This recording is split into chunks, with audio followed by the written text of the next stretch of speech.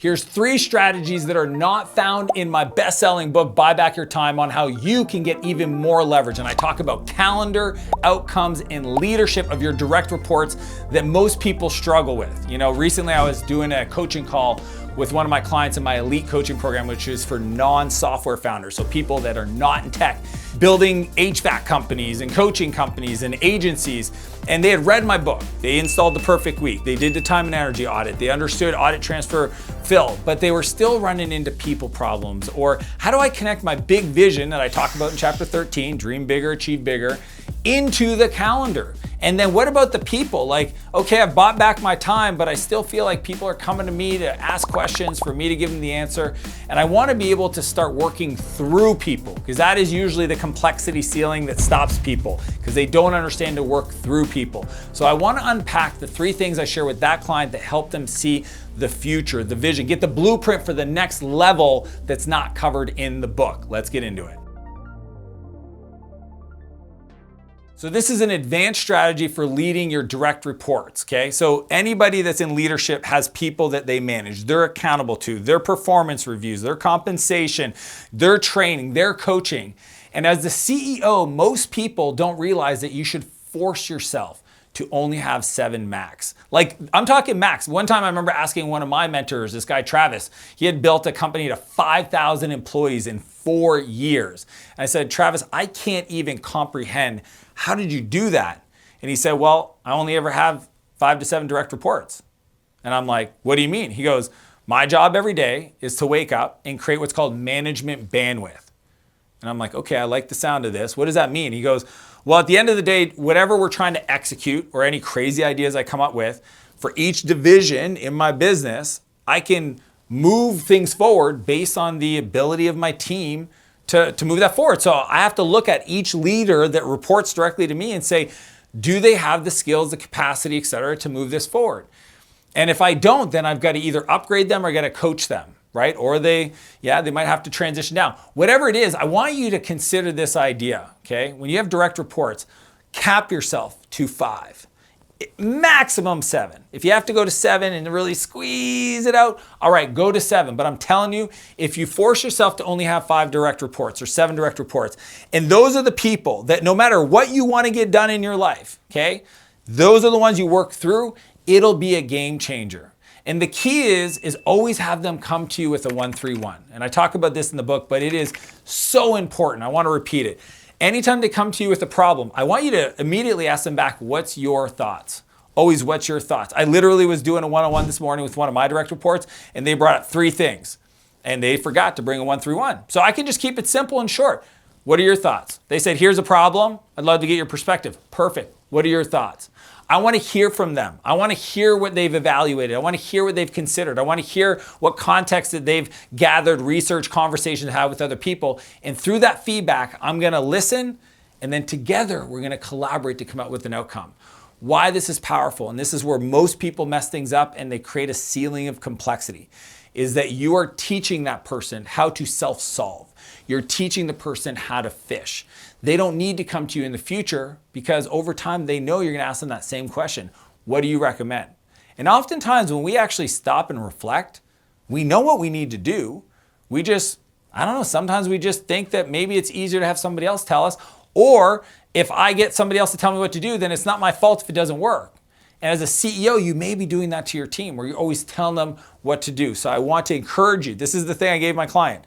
Cap your direct reports to 5, at most 7. Number 2 is how to fill your calendar with the right things. You know, it's cool to buy back your time, but I often have people, and I talk about this in my book, where they buy back all this time and then in a year they wake up and they go, all right, I'm not really working too much and I don't have a lot of stuff going on, so I bought back all of this time, but I don't feel productive. I don't feel fulfilled. And if you look at the DRIP matrix in my book, DRIP is delegate, replace, invest, and then produce. Most people don't realize, but it is literally on the left side. This is how we transfer things off of our plate, right? Delegate and replace. And then on the right side, it's all about investing, okay? And then producing. What do we do with the newfound time? So this is my recommendation to you. I always look at my calendar through a rhythm, okay? It's energy management. It's not time management. I would much rather get into a flow of batching a certain type of call in a certain day of the week, maybe in a 2-hour sprint where I'm like back to back to back 15-minute calls, doing something that needs to get done, than managing those calls over the 5 days of the week. Right? So I really want you to think about the energy flow of your week. And most people don't put in, these are the big ideas, the skill development they need to develop to get to the next level, the belief systems about how the world works that they don't even realize are there. It's oftentimes the things that you believe that are simply not true that is an issue. Sometimes we got to give some stuff up to make space for the things we need to add. Right? Oftentimes you got to ask yourself, what am I willing to give up? If I want this crazy goal, what am I willing to give up? Where's the space going to come from? And that's what you do with your calendar so that it is in there, that it is part of the flow, so that you never feel like all you're doing is nothing, where you bought back all this time, right? I had a client yesterday tell me, I hired an executive assistant 6 weeks ago, and I now have 35 hours a week. What am I supposed to do with that? I'm like, you forgot the other part. You forgot the invest, you forgot the produce. And the part is about becoming more, so you have more to give, right? So that for me is skills, beliefs, and more important, your character traits. The confidence, the communication skills, the belief, the self-worth. You know, you're never going to achieve a penny more than you feel you deserve, than you feel that belongs to you, that you feel you're valuable at. Most people undercharge for what they do because they don't feel like they're worth more. And that is where you got to go deep. So you buy back your time to then go and actually schedule the investments in the books, in the mentorship, in the training, in the community, in whatever it is to help you level up so you can become more, so you've got more to give. Number 3 is outcomes to calendar. See, when I coach clients, I don't know, I just see the world a lot differently. I look at my calendar, I look at my vision, I look at my goals for the year, and I'm always mapping it. Like, are the things I'm doing this week align with the things I want to get done this year, to the month, to the quarter, etc. And oftentimes when I ask people, they don't understand what's the number one thing holding them back, right? So they might have this crazy goal, but when I say, well, what's the leading domino? What's the one thing, if you actually executed, it would make everything else easier? And once you know that, then show me your calendar. Because one of my non-negotiables is every morning I wake up and I focus the first 90 minutes of my day on the project that is going to move things forward.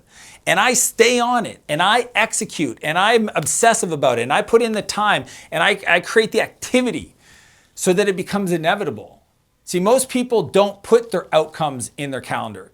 They just allow themselves to be distracted by the squeaky wheel. Whatever client's the noisiest, team member's the noisiest, biggest fire they got to put out, they don't give themselves the gift of blocking out the time to move their most important project forward so that everything else takes care of it. And this is why I work with my executive assistant. This is an advanced buyback strategy.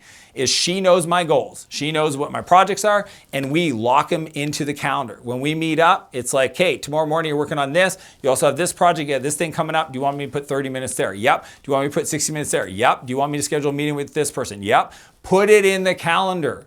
See, some of you guys buy back all this time and then you have this calendar space and it's blank. That's not supposed to be how it works. If you follow the perfect week formula that I teach in the book, you would know you want to allocate it, but most of you guys forget to allocate the outcomes, the projects, the tasks, the meetings, the conversations, the creativity that are really going to allow you to co-create with people at a higher level. And that's another thing. Most of you guys are building by yourselves, and I want to invite you to consider build with other people, because you will do way more for somebody else that you made a commitment to, right? You won't cancel a meeting on somebody else, but you'll cancel working out with yourself.